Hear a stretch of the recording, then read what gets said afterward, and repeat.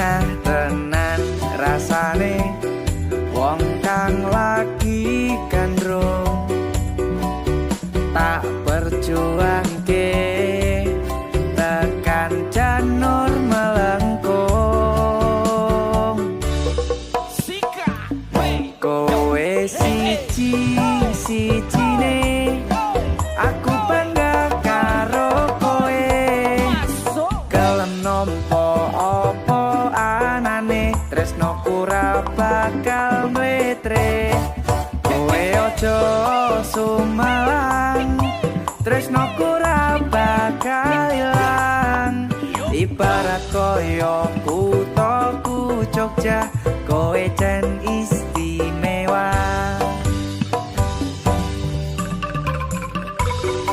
pancen koyo Jogja mas, ngangeni mas istimewa.